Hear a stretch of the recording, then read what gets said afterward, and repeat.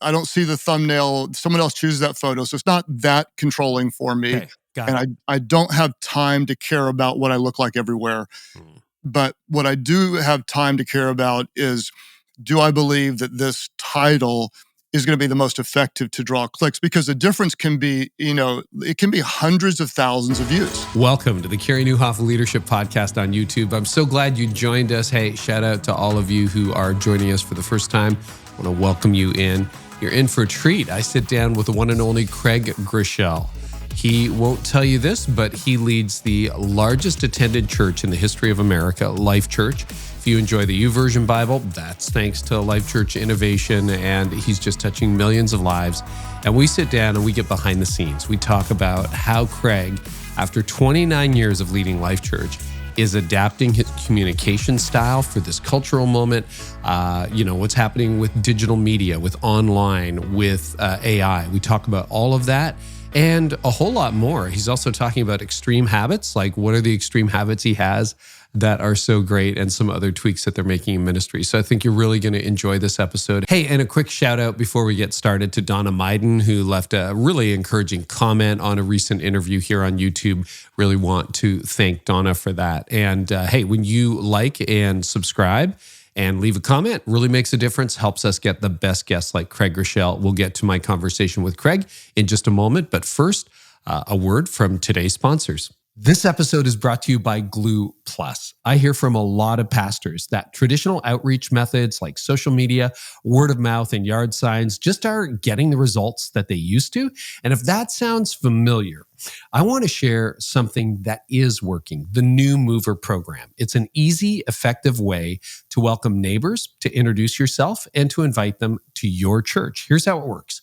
You send personalized postcards every single month to anyone who moves into your area. And the best part, if you're a Gloo Plus member, you'll get 50 free postcards a month. That means you can grow your church and build meaningful connections, all without straining your budget. So start 2025 by reaching families at the perfect moment when they're settling into a new home and open to building new relationships. If you're ready to connect, visit glooplus.outreach.com today. That's GLOOPLUS.outreach.com today and get started. This episode is brought to you by Belay. Is your never-ending to-do list keeping you from getting to what matters most? Well, if you're like a lot of leaders, you know just how difficult it can be to maximize your bandwidth. But what if you could get more done in your day? With our friends at Belay, you can get your bandwidth back. How?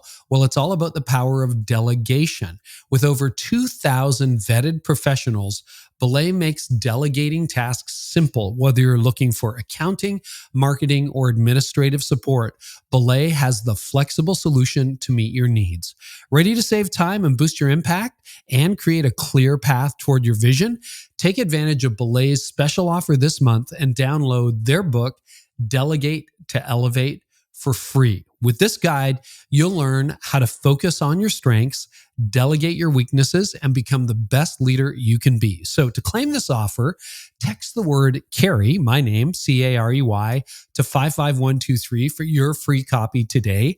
That's Carey, C-A-R-E-Y, to 55123. Carey, it's always good to talk to you. Welcome back. Hey, Carey, thank you, man. It's always fun. You do a great job. Well, likewise. And we talked about this before, but the recovery from COVID, which was 5 years ago, which seems like yesterday and forever ago, was really difficult for a lot of churches. And I kind of want to start there. You and I have talked about it on this podcast before. Life.Church was actually no exception. There's almost nobody who was exempt from having to rethink a lot of things over the last 5 years. So you mentioned to me as we were getting ready for this that things are finally working again. Like you're back, you're feeling great about it. What was the path back like for you? Well, it was more complicated than I expected, and considerably different than I expected. I'm not sure, that anybody knew what it was going to be, but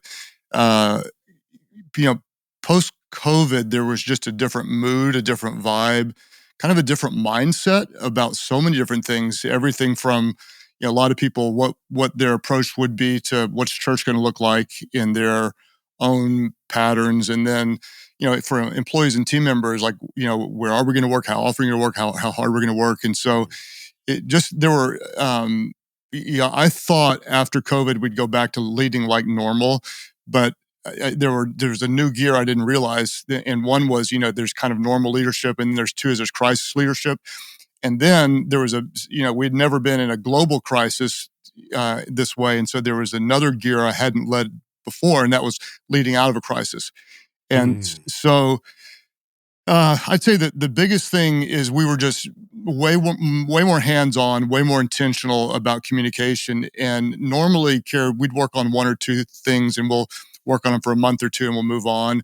We had 3 things that we worked on, and it was, I want to say, like probably almost 2 years, where every time we'd meet, we say, here's what we're going to do. And we'd name these 3 things over and over and over again and drive them in. And it took longer to kind of accomplish those things, driving deeper into the organization.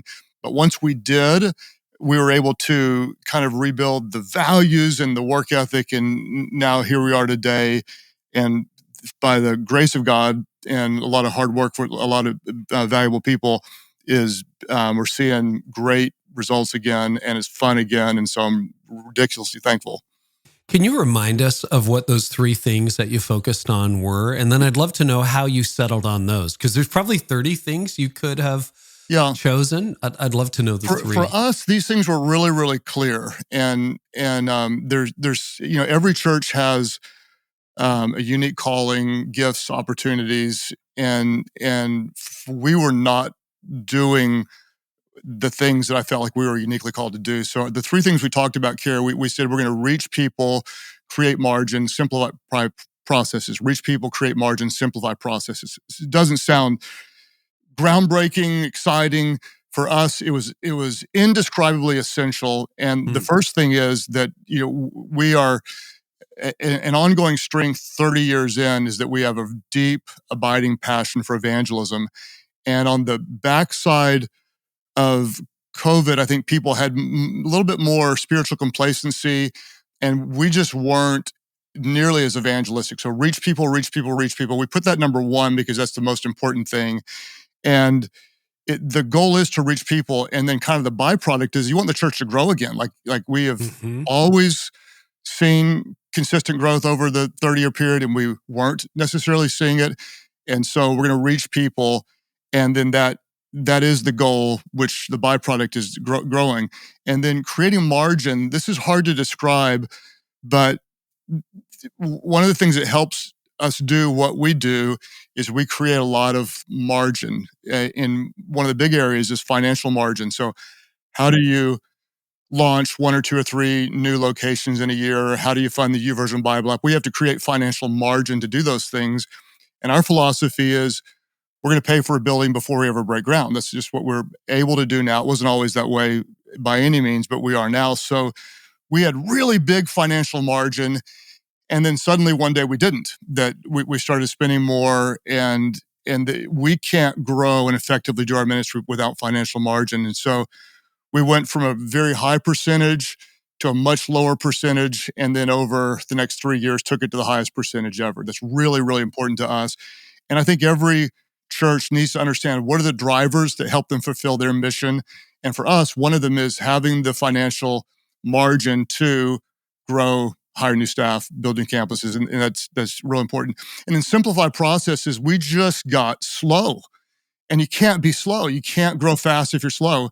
And, we were bigger, and growth creates complexity. Complexity kills growth, right? And so we worked really hard and celebrated every time we could cut a meeting in half, go from, 4 meetings a month to 2 meetings a month or 1 meeting a month, not need 3 signatures, but need 1, not needing any signatures at all, be able to make decisions deep in the organization rather than needing approval. And so we worked really, really hard to simplify and then document those places that we were so we could celebrate it. And we talked about it over and over and over and over again until I think people, they went from almost getting tired of it to then surrendering and going, okay, well, if we're going to talk about it, let's just do it. And they did it, and we did it. And those 3 things helped us to become effective again. And it just took more intentionality, more time than ever before. And part of it's because we're older, bigger, that kind of stuff. It's not like we're leading a team of 12 people, but hundreds and hundreds across different states. And so it just takes more work and more intentionality. But that's one of the things I'm seeing is that in leadership today, we have to be willing to be ridiculously focused, be patient, and be consistent to really make a difference. I'm super encouraged personally that you decided to focus on evangelism, that it's like, we just got to go and reach people. One of my observations over the last 5 years is that a lot of other churches coming out of the crisis, coming out of COVID, doubled down on discipleship. And I'm talking a lot about that right now. I think, we're 5 years later. I'm curious, and it's not that discipleship isn't important, but like evangelism is kind of on life support in the church, in most churches right now. What made you decide that evangelism was the right focus, not something else? Well, I think to me, evangelism and discipleship are much more closely related than I think a lot of spiritual leaders recognize. And we tend to pit them against each other, like we're more evangelistic, we're more discipleship oriented. And, Jesus was really clear when he said, go into all the world, that's evangelism, and make disciples. Those things go hand in hand. And if we're discipling well, what are we discipling? We're actually discipling people to be evangelists. And if we're evangelizing well, we should have a heart for discipleship. So to me, those things are really not, that they should never be competing values. They should always be complementing values. And I think it's a real mistake when we try to be good at one without the other. And in my mind, there should be no such thing as a church that doesn't care about evangelism first. You can't disciple if you don't evangelize. So you care about evangelism first, and discipleship is right there in the mix, in the conversation. As soon as we evangelize, we disciple, but we have to evangelize in order to disciple. And so we start there. I think that's really well said. I've always seen it. I described it to leaders because we used to get that criticism a lot because we were all about evangelism, when I led Connexus and still today. And I'm like, look, it's an infinite loop. You can't have good evangelism without discipleship, but you can't have good discipleship without evangelism. Right. The two inevitably lead to each other. You said that you're making small changes that made a big difference to your model. So where Life.Church is now that you're back, now that things are working again, let me back up a little bit. How did you know you were back? What is that moment? Because leadership is never done, right? It's like working out. You don't retire. You're like, all right, I've worked out enough that, I'm good. I'm good for the future. How did you know? What gave you the sense that you were, quote, back? Well, I would say we never came in and said, "Oh my gosh, we're back." What happened is at some point I started looking up, going, "Hey, this is fun again," and it was more of a sense of now we're not spending as much time correcting problems as much as we are, or we're solving better problems. We're solving growth problems rather than complacent problems, and so it's a little bit just more like. We've been planting seeds, and now we're seeing a little bit more of the harvest come around. And so in a healthy church, we're always planting and we're always harvesting. There for a few years, it just felt like we had to plant before now the harvest is coming in and we're replanting. And so it's just, there's more of kind of a multiplication of healthy ministry today. And it just seemed like for a long time, it just took a lot of work to make corrections. You're making changes to your model of ministry, small tweaks, small differences. What are you doing to the model and approach you take to ministry, or however you want to frame it, that is sort of optimizing it for the moment we're in? So I would say this, that the message never ever changes. We know that. But the methods have to always change. And I think a mistake, Carey, that I see sometimes is a pastor has kind of like an epiphany or an experience and comes in and blows everything up and tries to take what was a Baptist church to be a charismatic church, or what was a charismatic church to be more traditional. And I think that those kind of changes are generally counterproductive, almost unfair, and bad leadership. I do think a good, faithful pastor is going to always be kind of reading what's going on both in the church and in culture, what people are reading, how they're thinking, how they're relating, and making tweaks along the way. So there'd be a billion little tweaks. None of them are important on their own, but altogether, I think they would matter. Some of them would be downline. For example, at all of our locations, when you have a lot of locations, you start to learn what works and what doesn't in this day and age, how you're making disciples. And so you get like a lot of case studies, and then so you can start dialing things in. And so there's a lot of little things that we're dialing in, from how do we onboard people to small groups? How do we take people who are brand new to the church and help them get from we just attend to we're actually telling someone our name? We're getting in a place where we could be disciples. So there's lots of little things like that that are just technical, from how do you get them to give you an email address? How do you follow up with them? Lots of little things like that. The bigger things from my perspective would be like in communication, I'm making just tweaks to preaching, the kind of things, the approach to what I would be saying, a little bit what goes on kind of behind me. So we could talk about any of that you want to, but there's just dozens of little things that most people would never know. And even if they're not making a big difference, they're just, sometimes it's just helpful to say, here's what we're working on. And if people know you're working on something, you don't tend to make progress unless you're intentional. So we're going to be intentional about some things. I'll talk about anything you want to, just so ask away. I'd love to start with communication, because that's one thing I've noticed. I've followed you for years and years and years, probably not right back to 1996 when you started, but early 2000s. And I noticed that you're very good at evolving. You're still you. If you see a 20-year-old message from you, you're like, that's recognizably Craig. But you are changing and evolving as a communicator. Do you want to talk about some of the conscious decisions you've made, or tweaks or changes you've made in your approach to communication, and take that from preaching or the other leadership stuff you do?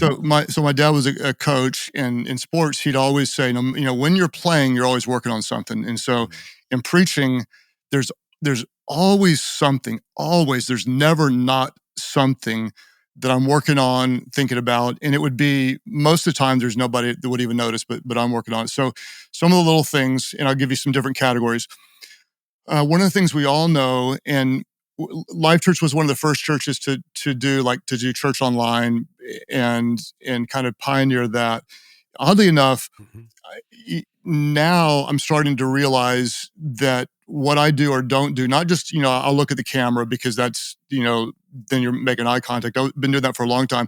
But even just giving people a chance to interact and reminding them that I know that they're there by saying, hey, if you're online, type in the just acknowledging them directly is one thing. Recognizing now that for years we had more people that would watch us on church online than in a physical attendance, but now YouTube is exceeding our physical attendance. And so little things like titling, we work really hard on titling. Sounds silly.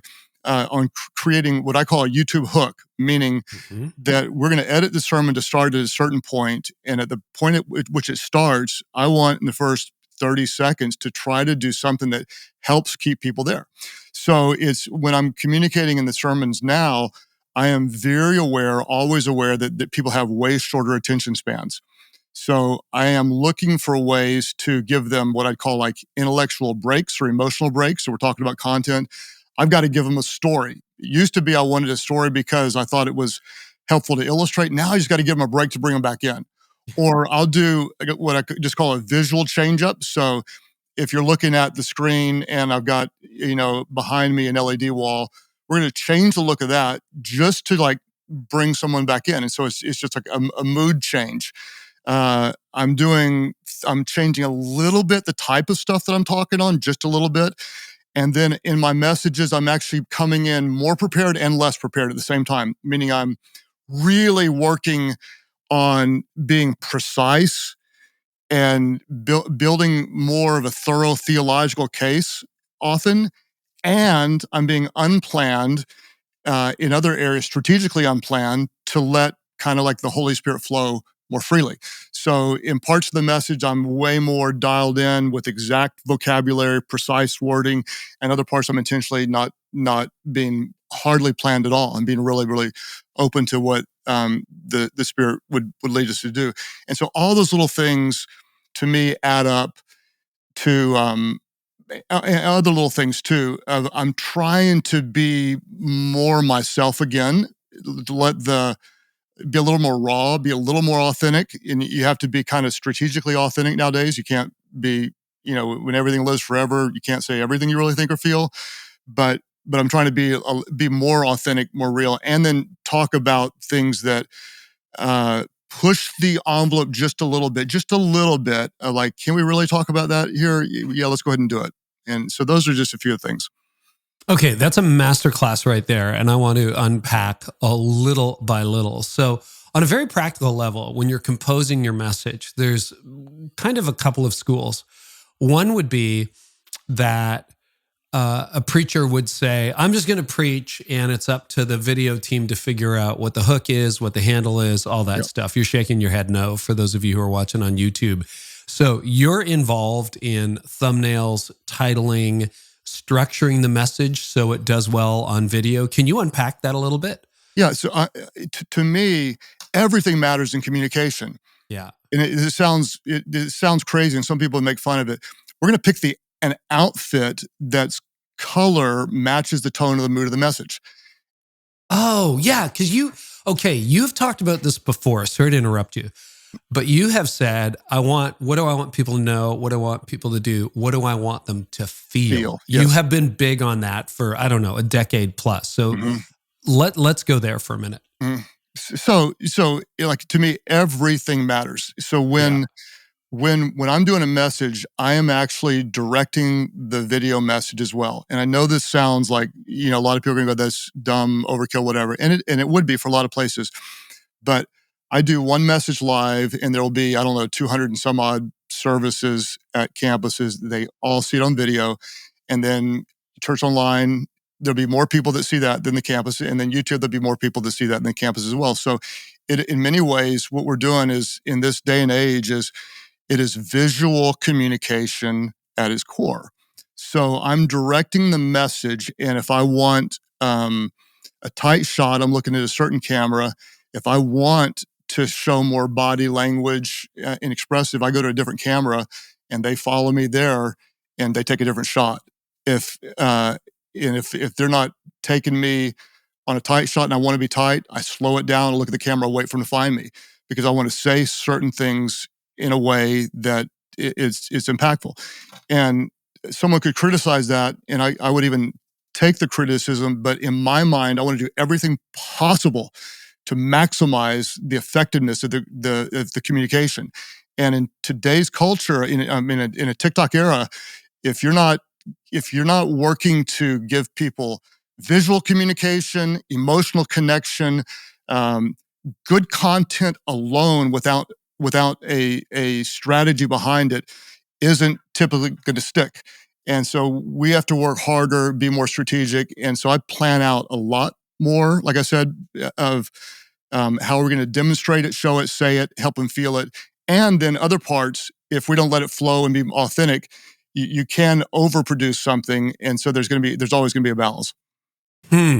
So you're right down into thinking about what camera shots you want. Yes. How are you approaching titling and thumbnails? I mean, we both preached in the day where it's just like, this message is called whatever, and 90% of the people wouldn't even know what it's called.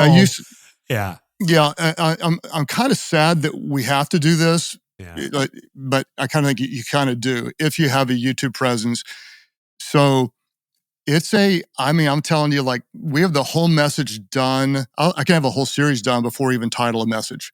So what we want to do is we want our titles not to be clickbait-ish, where they say something that the message is not about. You actually betray your audience if you do that. But you want your titles to speak to felt needs.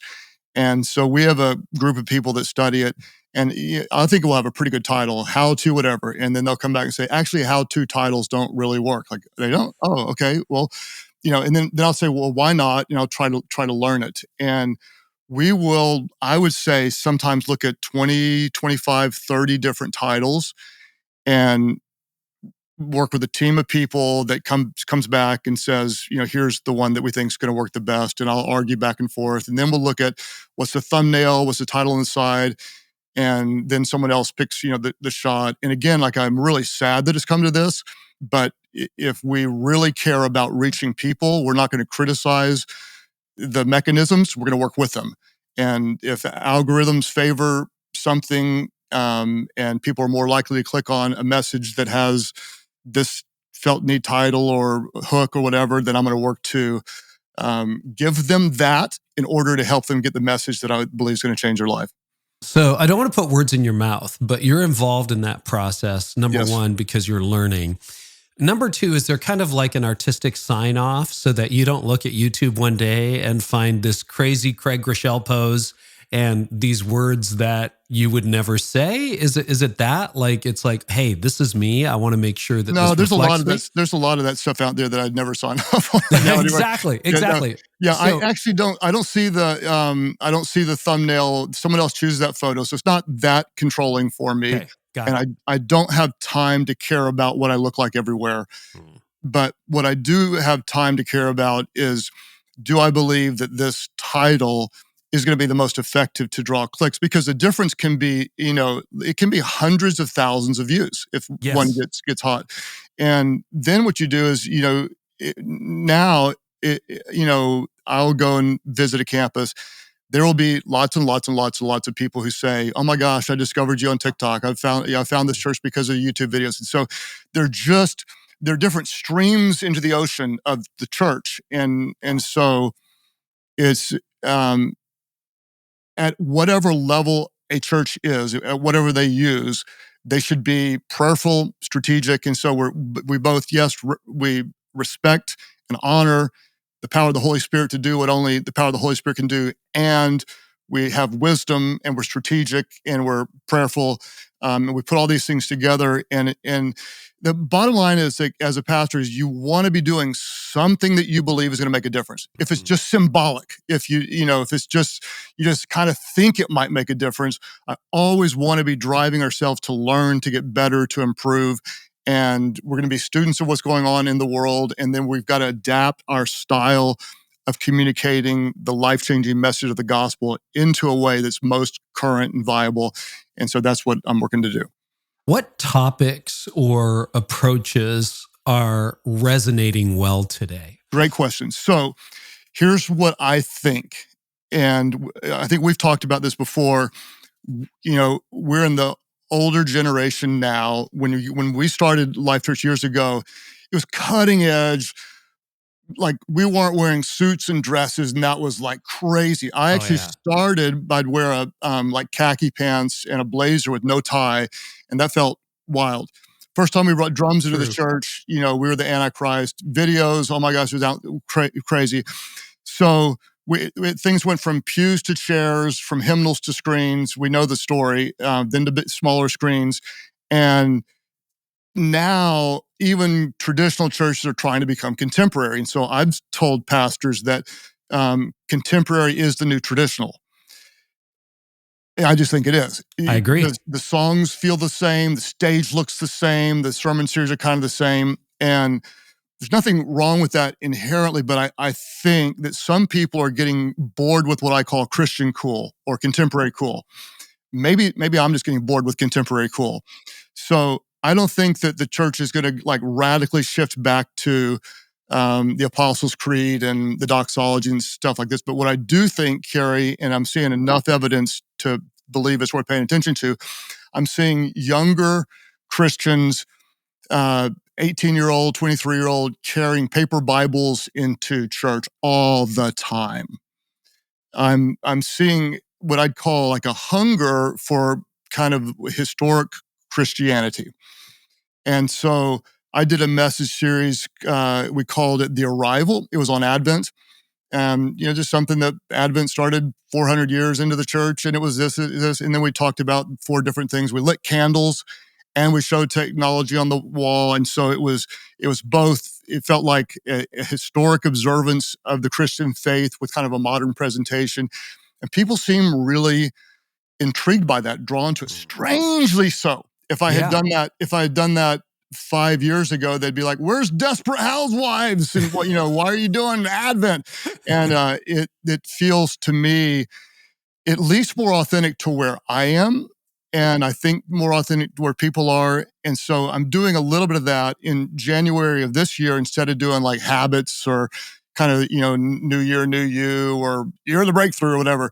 Yeah, we're doing kind of what I call a hardcore, gritty spiritual formation series, and I think it's resonating well. So to me, I just want to be one step ahead, not because we're competitive, but I don't want to be following the trend. I want to be sensitive to where God's leading us, and I promise He's not leading every church to the same place. But if we're tuned in, He's leading us all somewhere. So for us, I'm looking at how can we continue to be a little more grounded in some of the tenets of the faith, and also how can we be way more authentic and not like cool authentic. I'm just talking about talk about real stuff, real questions, real doubts, real fears. And so I'm trying to bring a little bit more of myself to that. And I think in 2020-ish, I just got more conservative, more cautious in kind of the peak of the cancel culture. And now I'm going back to going, well, if they cancel me, at least let them cancel me for being me, not me trying to be somebody else. And so I'm trying to really keep it a little more raw, just a little bit more real, and a little bit pointed not toward, hey, let's be a cool church, but let's be grounded in the truths of what's kept us Christ-centered for 2,000 years. What would some examples of that move toward authenticity, transparency, what would that be? How are you more transparent and you than you might have been 10 years ago? I did a message last week it's kind of on idolatry and the jealousy of God, and about how we put things ahead of God. And I was just really transparent in talking about how, for way too long, that like people pleasing is a form of idolatry, and that's been something that I've just given into. I've just wanted to be liked and wanted to be respected, and that's impacted what I've said or hadn't said. And I just got real transparent about that. It wasn't anything that I kind of haven't said before, but I just let it be a little bit more true. There's a way we can be selectively and protectively authentic, and there's a way we can let the guard down a little bit more, And then when I was praying, I genuinely was repenting. That this was the part that was a little bit unscripted, is I just kind of got this sick of I really am sick of this in me, and I am repenting. I just genuinely was repenting before God, and our church just happened to be there watching, and it was very, very real, just very real. And I think that's the goal of that, first of all, is just to be that, to be genuine. And the byproduct, I think, is that it's going to be connecting with more people. How do you determine the line between what is privately shareable and publicly shareable? Because I think we all know there's a line there. There is a line, and that's a really good question. I have found that I'm more careful in some areas than I used to be, because information lives forever, and people actually read into stuff that's not always true. So if I'm talking about someone else, I'm going to be really, really, really careful. I'm really careful now about family members. We'll use our family as an illustration. And what I found is there's sometimes a kid will like it, and then 5 years later they won't. And so I don't just let them sign off for now. I want to say, are they going to be happy with this later on? So I'm way more careful with anything that involves other people. And I'm trying to be a little bit less careful in what directly impacts me. And so I think a lot of times as communicators, we actually want to make ourselves look good, and so you can be strategically vulnerable because that works. I don't want to be just strategically vulnerable because it works. I just want to be vulnerable. I'm tired of the game, right? I just want to say, okay, so I really do have hurts too. And But you have to be really, really wise, and you can go too far. I think I listen more to other people around me, so I'll ask a lot of people before using something. And if Amy hesitates, then it's an immediate no. If a trusted team around me says, "Yeah, you probably better not," I just don't. In the past, I would often kind of overrule them, so I'm listening more. And I'm working to be, so we have to be both careful and we have to be aggressive. So we want to be careful not to hurt others or say the wrong thing. But if we're not working to really find authentic moments, it's just going to become canned and faked. We can't, we don't have time for that. It's too important, right? Anything else on communication, Craig? I think that I've heard you talk a lot about and write about AI. I think that AI is going to be both a gift and a curse to us, and so we're going to have to be real careful how we use it. I'm using it quite a bit, but I'm using it for prompts for basically. I'm asking all sorts of random questions, but man, we cannot let it replace the human encounter with God, and so I'm both optimistic and afraid of it. I'm optimistic because I think it can be helpful, but when it starts to replace our own private study, devotion, creativity, I think it's going to be very counterproductive. So I would just say use wisely. I worry about that too, Craig. I mean, I have a love-hate relationship with AI, but it's the moment we're in, and, it didn't surprise God, as people have said. And I find it's a really good critic. It's a really good brainstorm tool. I mean, you and I we have great teams around us, but you sit in a brainstorming meeting for an hour, and sometimes you're like, I think we have a half good idea. I'm not sure. I go to ChatGPT. It's like, okay, here's my rough notes. What would you call this? Give me 10 options, or do that with Claude.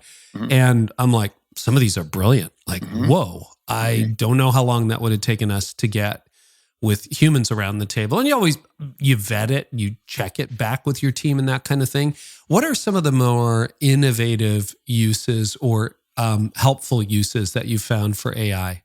This episode is brought to you by Church.Tech. If you're not leaning into the world of AI and all the ways it can help your weekly workflow, you're missing out. So let me introduce you to Church.Tech AI, the latest innovation from our friends at Church.Tech. You probably heard of tools like ChatGPT or Claude, right? Well, imagine having that same AI power, but designed specifically for the church with faith-aligned guardrails to keep everything rooted in Christian beliefs. And here's the kicker. Church.Tech AI is completely customizable to your church. Add your mission and belief statements, and it adapts to create content for your church's unique voice. Imagine having an AI solution that aligns with your beliefs. But it doesn't stop there. It also gives you instant access to all your church's sermons. If you need to pull a quote from last year's Easter sermon, done. If you want inspiration from past sermon topics, you've got it, all in seconds. And guess what? It's an affordable tool. It's a fraction of the cost of other AI tools out there like ChatGPT, Claude, or others. So to claim it, go to Church.Tech and enter the promo code Carey, C-A-R-E-Y, at checkout for 25% off for the first 3 months. You'll be glad you did. Just use the code Carey at Church.Tech. You'll get 25% off for the first 3 months. Well, I think you're right. You do have to check a lot, because a lot of times I'll ask it a question and it'll come back, give me an answer, be real definitive, and I'll look it up and it's wrong. So 100%. Yeah. So wrong. little things I'll do, like, I will ask it dozens of questions every day. I was talking on the jealousy of God, and like, is there anything interesting about the history of the root word of jealousy? And so I learned, I didn't know, but the Hebrew word is kana, Q-A-N-A, is human jealousy. When there's a second N, that's a Hebrew intensifier, and that takes it. Then the second N, Q-A-N-N-A, means it's used of God alone and only of God, and never of anybody else of God. And it takes the jealousy to the infinite degree and it's a righteous, protective jealousy. It's a little thing that I just asked. I don't think I would have found that. I didn't know it knew Hebrew. Of course it knows Hebrew. Yeah, it's second noon at the end. And so I don't think I would have found that Googling the word. And so then I double checked it and kind of did a deep dive. I will use it from everything from like, give me titles to this. I'll put in something and say, I'll put in a message and say, critique this. Where's it weak? And it's surprisingly good at times. And so I'll ask it all sorts of ridiculous questions. I'll ask it about, tell me what people would say in their mind about this subject, and I'll prompt it. Ooh. and say, what kind of excuses would people make? And so the problem I have is I generally know what a 57-year-old married white guy who's been preaching for 30 years is going to think. But I don't know what a 22-year-old Black girl who's studying psychology, who grew up in Kenya and moved to, I don't know what she's thinking. And so I'll ask, what do different people think about this, and try to get inside the minds of people. I'd ask, what arguments would you have against this? If you're not a Christian, how would you critique it? If you're a Christian who knows more than me, how would you critique it? And so I ask it all sorts of weird, random questions like that. Then, Carey, sometimes I get so stuck in it, I say, no more, I'm done. I'm not going to look at it again today because I don't want to become over-reliant on it. And so then I put it aside and force myself not to use it anymore. So it just needs to be a tool, but not something we want to rely on solely. Because some people are going to comment or message us and say, okay, what are the changes you're making on guest services? We talked about that 20 minutes ago, that you're making some tweaks in assimilating people when they're new. I would love to know, and sort of under the umbrella of, content used to be scarce, now it's everywhere. And obviously you work as hard as you can possibly work on your content. Most of the people listening work very hard on their content. But you're in a universe that's flooded with content. People are isolated. People are lonely. Depression is high. What changes are you making to community? Because you and I have talked about this before, right? But I think if content is scarce, content is valuable. Now content is plentiful, but community is scarce. So how are you elevating community at Life.Church? So one of the things I'm trying to do in every message is to mention the value of community somewhere in there. And so, I'm not going to do a message without presenting the gospel. I'm always going to talk about who Jesus is and what he did for us. And at the same time, I think in today's culture that helping people know the value of community and recognizing that real, strong spiritual community almost never, ever happens and is sustained accidentally, that there has to be some level of commitment to it. And so in every message, and it can be as little as, we're going to talk about this in our life groups because we value people and it's hard to do life together. And how can you ever be effective spiritually without people praying for you and people there in your life, we're going to talk about this in our life groups, because if you're sick and tired of like not having someone there for you and not having someone to go to, then this is your week. And so that's one thing, is just me trying to model it. And then the other thing, Carey, this is kind of weird, but we're really becoming increasingly flexible on what we would consider community. It used to be there had to be like real structure around a life groups meet on Tuesday night at 7 to 9 o'clock, and we go through pastor's message, or we're going through a book of on end times, or whatever it would be, and a lot of structure to it. And now we're kind of saying, you know what, if you get together with two couples for dinner and pray for each other, that actually can, if you're doing it intentionally and you're doing it consistently, that's a form of community. So we're broadening out what it means to be doing life together. And the key, it used to have to be more structured to count. And now we're trying to do is say, hey, if you can just be intentional about it, even if we don't count it, it counts. Meaning, we don't have to measure it for it to be successful. We just have to help you create the elements that make it successful for you. And so it's a little bit less of we want our numbers to work as much as we want it to work for people. And so those are just a little bit of the ways we're loosely trying to work to be help people. Some people can't commit to do the same night 4 weeks in a row forever. So let's work with what they have and give them permission to do whatever works and helps them. You've told me that sometimes leading through successful periods can be more challenging than leading through crisis. So things are stable and growing and back to where you hope they would be. You're excited about the future. How is that sometimes more challenging than leading through a crisis like we all experienced a few years ago? So here's what I think, Carey. I think that, the longer you lead, the more you're going to recognize there are different seasons than you've seen before. Yeah. There's a startup season. You're leading through, startup. There's leading through periods of high momentum. There's leading through times of a dip, a decline. There's leading through crisis. There's leading out of a crisis. Now that things, most pastors I'm talking to now are saying, "Oh, I feel like I'm a little bit more mentally healthy than I was before. Yeah. I feel like I got a little bit of hope than I did before. They're a little bit better. Things are a lot better, whatever it is." What I am now recognizing is I think I'm seeing more of a hands-off approach to leadership, kind of like a sigh of relief. And the thing I'm trying to help people see is I go, no. When things are working well, it actually takes as much or more intentionality to really lead well.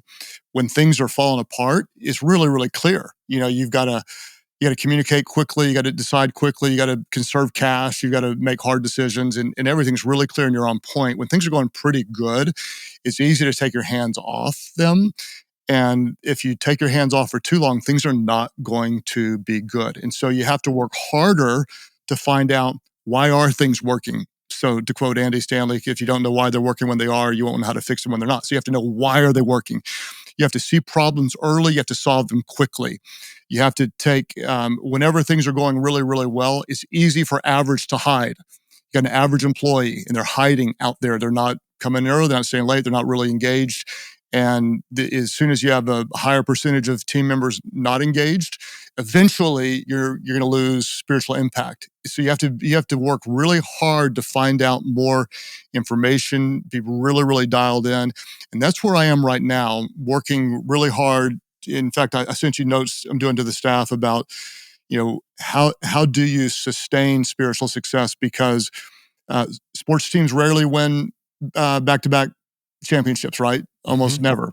Only 8 teams in the NFL have won back-to-back. And then nobody as of this moment have won 3. But by the time this comes out, we'll know, did Kansas City do it or not? Yeah. We don't know yet, but we'll see.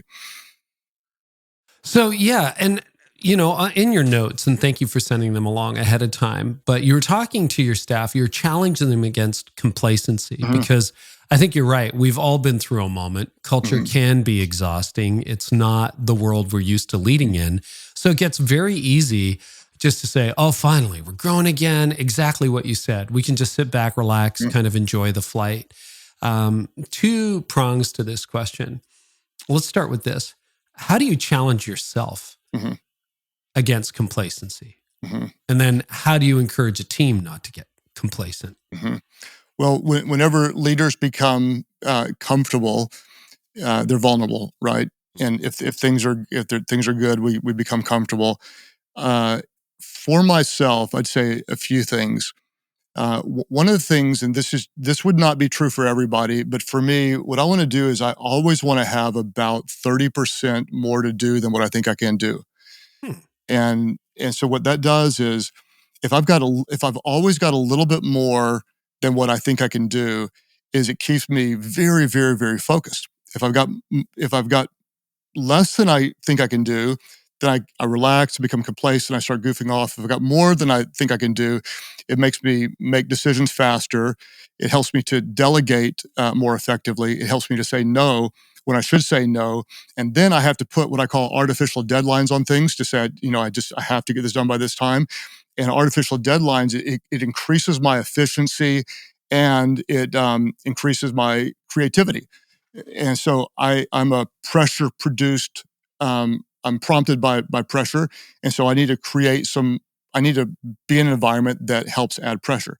Not everybody's going to be wired that way. And so my way is not the right way, not the only way, but for me, it is that way. So I keep my plate a little more full than it should be. And that keeps me motivated. I do not have downtimes.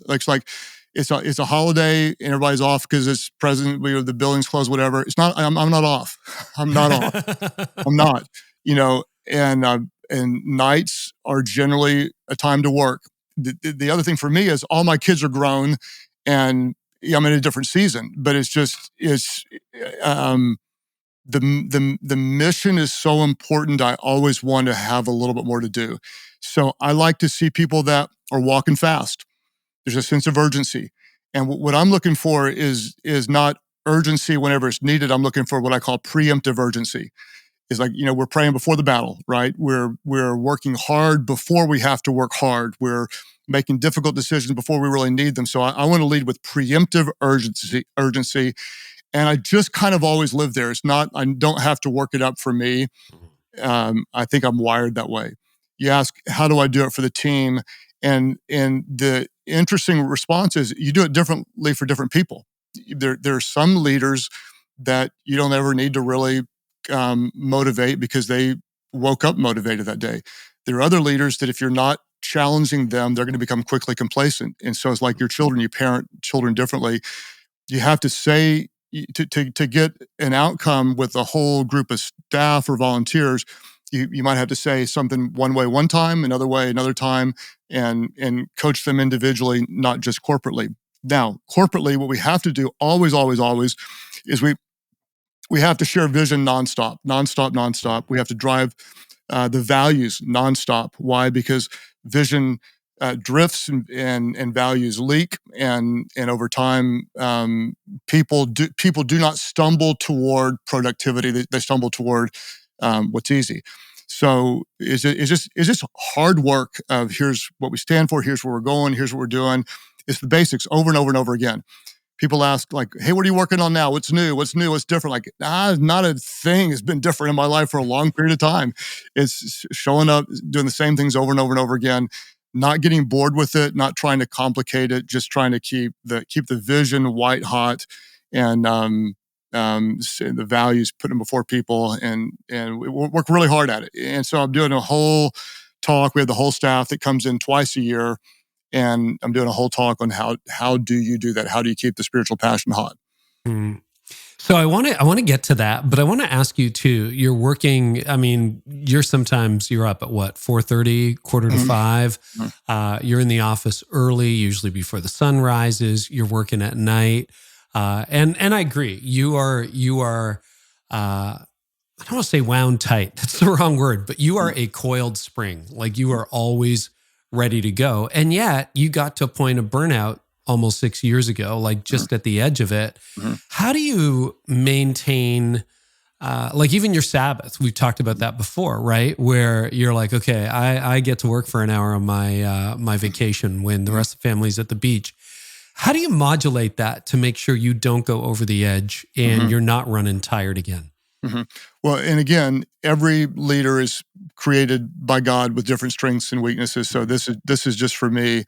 But the thing I worked on years ago is not that I'm going to not work as hard. I'm just going to work in a healthier way. And so it's little things like now I've learned how to be more productive in a short period of time by blocking out time. Like nobody gets in this time. And so if you give me 4 hours of uninterrupted time, I could do more than I would do in an 8-hour day if I've got 2 15-minute meetings. And so it's little things like that. So understanding when and you talk about this a lot, Carey, in one of your books, you talked about, I think when is it green for you? When's the time? Green zone. For me and you are wired the same way. For me, it's when's green 7 zone? to 11 a.m. When are you most productive, and what rhythms make you most productive? When do you bring people in? When do you eat? So for me, it's like a science of, I want to know everything. Like, what am I drinking? What am I eating? What snacks do I have nearby?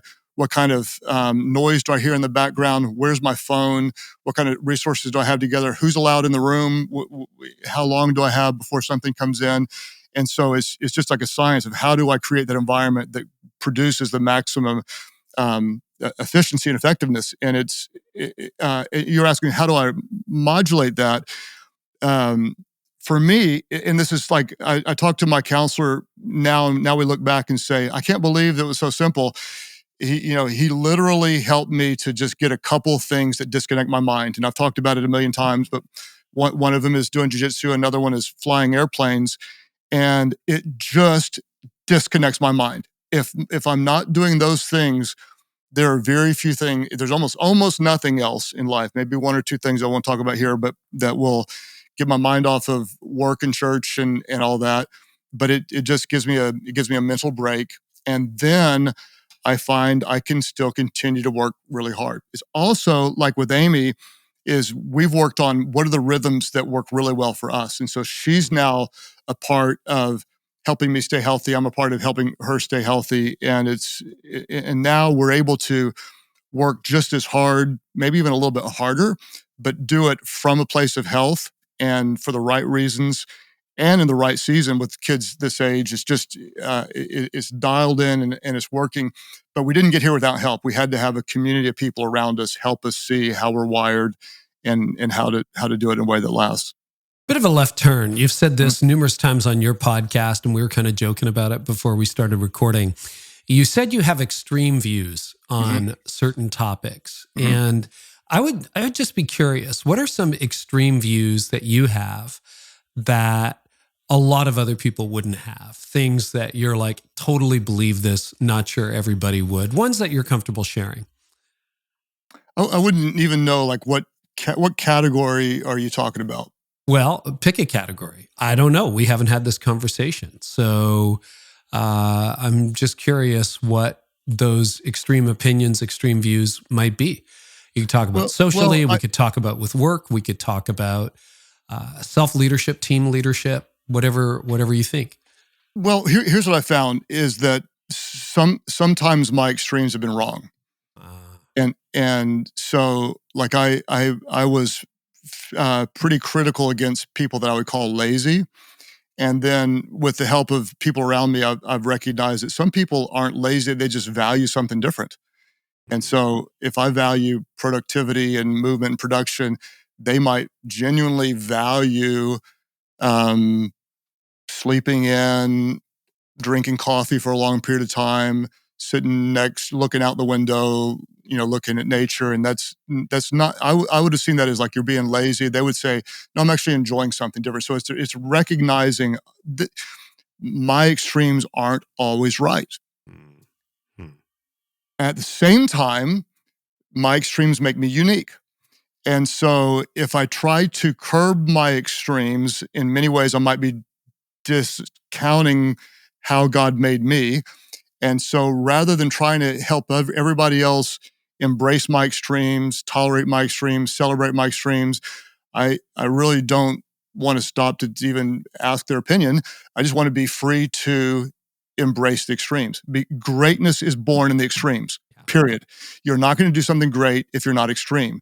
You have to have some extremes. But one of the mistakes we make as leaders is we tend to think other people need to appreciate our extremes, celebrate them, and our extremes may be wrong for most people. And so for me, it's recognize, and I'll tell my team all the time, I do not expect you to keep up. I don't want you to work with me. I want you to go home, have a family. I've got a whole system designed around me to help me be productive. I got help in ridiculous places that everyone else doesn't have. And so I have a life system built to serve God in this way, in these extremes, and that's intentional. I give you permission to have different extremes, to have different standards. I'm not holding you to mine, but at the same time, I want you to let me run. Let me be who God created me to be. And I want to help you do the same thing. So it's growing, Carey, to recognize that even when I have extreme views about something, it doesn't necessarily mean they're right. They might just be right for me. And by that, I'm not saying there's your truth, my truth. I'm saying there's the way I'm wired and the way other people are wired. And one's not better, but what yours might be better for you and mine might be better for what I'm created to do. What extremes are currently really working for you, Craig, that you're like, wow, these are optimized and they're making me feel fully alive when I wake up in the morning? So to me, some things are symbolic. And for years, I had one of the strictest diets that you might see. There would be people that would be, bodybuilders into health that would be at a level that I'm not at. But as far as like a guy on the street, my diet was pretty dialed in. Somewhere along the way, I just thought, hey, life's a little too short to be strict. And so I started cheating in very little ways. And by that, it started out with like, now that people laugh, but a bite of a cake, Yeah. one bite, and I could do one bite and be fine. And then it was 2 bites, and then it was a half piece of cake. Then after a while, every now and then it'd be one piece of cake. Then it would be a piece of bread at a restaurant, then it'd be 2 pieces of bread. What happened is, over about a period of 3 years, I loosened up maybe, it's still considered pretty tight compared to most, but I loosened up quite a bit. And I looked at it one day and I thought, I just don't like this. For me, the benefit of the food I enjoy is way less than the feeling I get from living up to an extreme. And so I just dialed it back in, and I haven't had a bite of anything that doesn't kind of fall within my parameters in maybe 2 months. And I probably won't do it forever, but I'm gonna do it for a long time, because I'm not looking for a moment to cheat, because the benefit I get from the M&Ms or whatever is not, for me, as good as the benefit I get from saying, I'm dialed in this area. I like that. If I can win in that area, then it helps me to know I can win in other areas. And so it's not a legalistic thing. It's creating a mindset in one area of my life that then goes into every other area of my life. So now my workouts are a little more intense. My prayer time's a little more intense. I'm not missing my journaling. It's a little bit like the Keystone Habits. It's something, it is an extreme for me that leads to other extremes that I consider to be extremely effective for me. And I wouldn't hold anybody else to this and wouldn't tell anybody else to do that. But there'd be another thing, like you don't miss your Bible study time, or you don't, or you stop, you get off TikTok because it's taking too much time, or whatever it is. You look for those things in your area that help you feel effective, dialed in, close to God, maximizing your potential, whatever it is.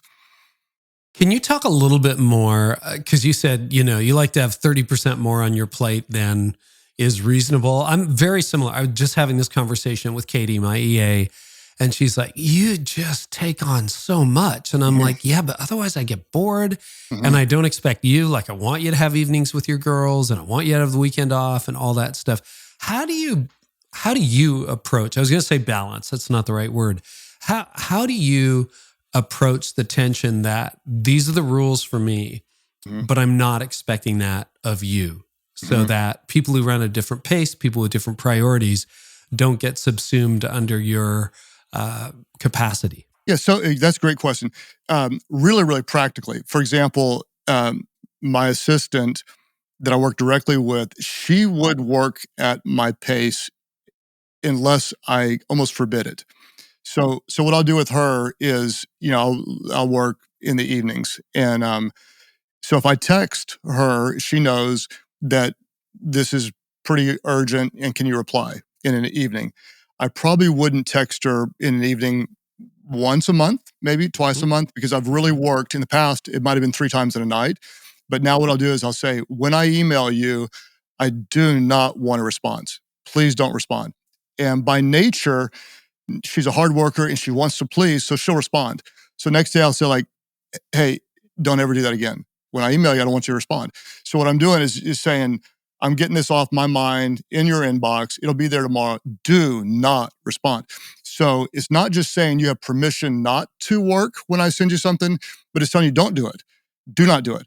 And so like she went a week away somewhere. And in the past, I would have said, to send lots of emails or lots of text in that time.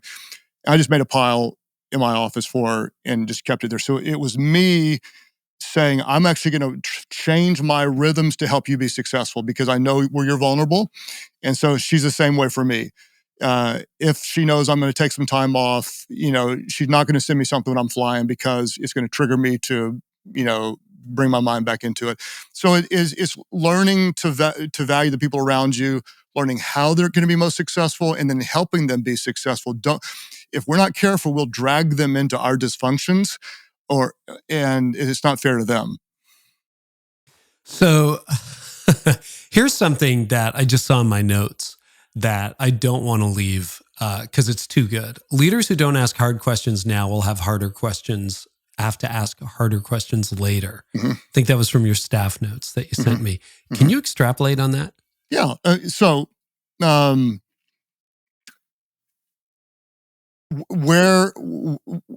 What's not working well as today as it used to, and we're still doing it.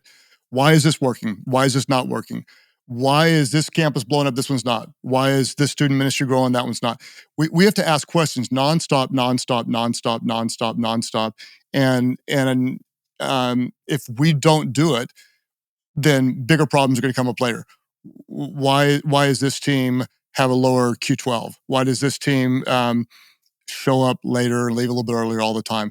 And especially when things are working, we have to be proactive in determining why something's working, why it's not. We have to see early on when something is losing focus, losing passion. It just takes a lot of hard work. And when things are working, we tend to answer questions, not ask them. And like for years, one of the things you told me, you might ask me, hey, what do we need to do in the broader church to be effective? Like, I don't have any idea whatsoever because I am not out there anymore. I don't, earlier on, 10 years ago, I was answering questions. Here's how you do multi-site and here's how you do this. One day I realized like, I don't actually have any business answering the questions. Just need to ask them. And so in meetings, I want to ask questions. I don't want to answer them. And we need to, and then cool story. There's a guy one time, Carey, I was getting my arm worked on by this really good doctor. And he asked me question after question after question about a really simple injury. It went on for, 15 minutes. He was asking questions. And he's a friend of mine. He got down to the end. I said, hey, man, when did you think that you had a diagnosis for my problem? He goes, well, I thought I knew when you talked to me on the phone, but I'm never going to let my assumptions take me to a bad place. He said he had a mentor who said, ask 21 questions before you ever start to formulate any kind of opinion. And so he's sitting there asking me 21 different questions, circles around it to make sure his assumptions don't lead him to a bad place. In the church world, too many of us are making assumptions that we know why something's working, why we're good, why this is effective, why it's not.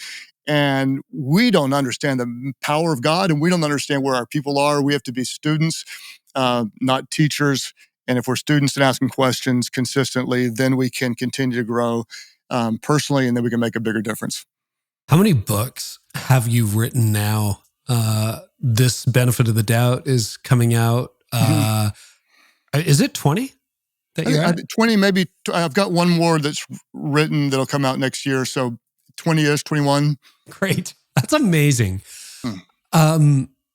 You're very disciplined with your time. I would love to I want to touch on your new book, but I'd love to get into your writing process. What does that look like? You're so disciplined, so focused with your time. What allows you to basically put out a book a year? Well, I'm creating other content that can become a book. So sermons can become books. So that's a little bit almost unfair because, someone else who doesn't preach every week starts from scratch. I start from scratch to create sermon series.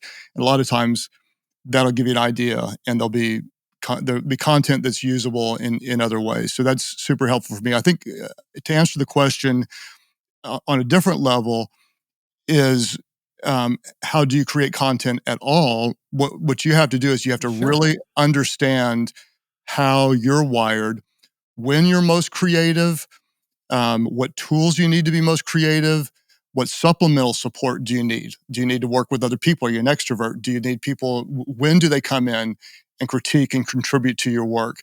What kind of snacks do you need? What time of the day? How kind of rhythms? And so everybody has to find those things. Mine are super, super dialed in, and I really understand them now, and I'm hyper protective of them, and almost like superstitious, like it has to be this way. And someone could critique it, and I say, you're probably right. There's a lot of things that are silly, but in my mind, they matter. And so if they matter to me, they matter. One of the things I'm curious about is, you're preaching 40 times a year, 35, 40 times a year? I think 36 last time. 36, okay. 36 times a year. You're writing a book a year. You have so many stories, so many analogies, so many examples. How do you track them? Mm-hmm. How do you keep it fresh? And you've been doing this for 29 years. I mean, I'm sure you've retold a couple of stories from time to time, but there's a lot of freshness in your work. I tell a lot of stories over again. There's an app our team gave me. I don't know if we created it or whatever. There's an app where I can go in and type anything in and it pulls up from my sermon. So it's not just like doing a word search on your computer, but any kind of topic pulls up sermons. So I can go back and look at what I've said before. That's really helpful to me. And then, you asked about storytelling. One of the things about storytelling is, anytime anything happens that's interesting at all, I'll put it down somewhere. I pulled into my house the other night and there was 3 guys out in my yard, and I instinctively ran toward them, said, "Who are you? What are you doing?" Well, I didn't. How dumb is that? I was unarmed and I charged 3 guys in my yard. They happened to be hunters who had shot a deer that wandered into my yard. But I don't know how I'll use that, but I wrote that down. That'll be a story somewhere someday, because it's just dumb. Like, it'll be a story. And so what you do is you open up your eyes to say what is happening in life that is unusual or different, and then you just kind of categorize and put it in a potential story file. Then how you tell it matters. It can be a decent story, and if you tell it well, it's a good story. It can be a great story. You don't tell it well, it's not a good story. And I'm looking all the time. I planted 4 fruit trees 20 years ago. Only one of them lived. It never produced any fruit. It sat in my yard for 20 years. I knew one day I'd talk about that stupid dang peach tree. And sure enough, I'm doing a series on spiritual fruit, all leaves, no fruit, and I'm going to tell it. But it's been 20 years. I've known that was going to be a story. And it took 20 years to find a place for it, and there it is. So it's just having your antennas up constantly all the time, looking everywhere. All the small touches. The other thing, Carey, is I'm working on a message for like a month. So every time I have a series, I've outlined the series before we get there, and it's just outlined. And it's pretty good outline. But then I'll spend a full 2 days on it once it's outlined. And so I already know what I'm preaching on the next message series. And so basically the bucket's open longer. So if you got a bucket open, you can find things to put in the bucket. If you only have a week on it, you're only going to have a week's worth of ideas come into your mind. Or 2 days. or 2 days, right. So if I'm working on, and essentially right now, I'm working on 7 or 8 messages at one time. I've got 7 or 8 files open those files attract stories because my mind is thinking in that direction. So it's just having more time with the idea open is really, really valuable. Okay, so the book is called Benefit of the Doubt. What's it about? Well, the benefit of the doubt is exactly what it sounds like. It's about spiritual doubt. And I just woke up. Number one, I have gone through genuine, real doubts. And one of them is more recent, and I've talked kind of openly about it, is like I believe in the power of God to answer prayers. I know God is a healing God. Carey, when I pray for healing, people die. It's the worst thing. And it's like very, very disheartening to me, because I've seen God do supernatural miracles over and over and over again. But I prayed so hard, so faithfully for so many people close to me that are not here today. It really kind of got into my head. Like, I don't get it, God. You don't like me, don't like my prayers. Did you not really heal? So that's one of maybe 4 kind of big categories of doubts I've dealt with. When I started talking about that, I was just shocked at the way people resonated with it. Then, if you take just my personal life, Amy and I have 6 kids. We homeschooled our kids back before it was relatively normal to homeschool, but it was really weird when we were doing it. We had this massive community of homeschool Christian kids, just the most solid, faith-filled, Jesus-loving kids that grew up in my home. Most of them called me dad. And that whole generation of students now, they're grown, and a decent percentage of them are not in the church today. They're not serving Jesus today. And it just broke my heart. And so I really tried to do kind of a dive into the why. Like, in our community, where did we get it right? Where did we get it wrong? How do we get it wrong? And I found one of the most common places that we often get it wrong in the church is that the moment someone starts to express any kind of doubt, What we do next can help determine the direction they go. And if they feel ashamed, if they feel it's unsafe to express doubts, if they feel like they can't process them and they internalize them, eventually about the only direction they have to go is away from Jesus instead of toward Jesus. So I wrote the book to help the kids that I love that have walked away from the church, and then to help someone who might be like me, like a pastor who's been serving Jesus for a long time, that still wakes up and goes, okay, I believe this, I believe the gospel, and there's some things that I just don't understand. I remember an existential crisis I had in faith probably 15, 20 years ago. It must have been 20 years ago. It was at the other house. And, it was like one of those days I woke up and I'm like, is any of this actually true? Mm-hmm. Did I just make it all up? Mm-hmm. And you still have moments like that and days like that. But I had a look through. It's a great book. And I just admire your contribution to the leadership community, to the church as a whole, and really value your friendship and really value your leadership, Craig. Thank you. Sorry to interrupt you. Keep going. You were saying nice stuff, and I interrupted you. And just on behalf of all of our listeners, I know how many hundreds of thousands, millions of leaders that you help every year, and I just want to say thank you. Well, thank you. And to pastors, I just want to say that if you'd like to preach this book, we've got outlines available on it, and I think it could be helpful. Just it's free. Take it and preach to your church, and everything we can create that we can give away, we want to do and share to help other pastors. But anyway, I feel the same to you. Your love for the church. I love. Years ago, we talked about your gifts, and you said, "Hey, I'm having a big impact in the business community and in the church. What do you think?" And a lot of, you could make an argument. A lot of people say, well, you can make a lot more money in business, and you can. Yeah. But we talked about it, and we agreed that you could have a very unique impact in the church, and you've invested your life toward that, and I admire it.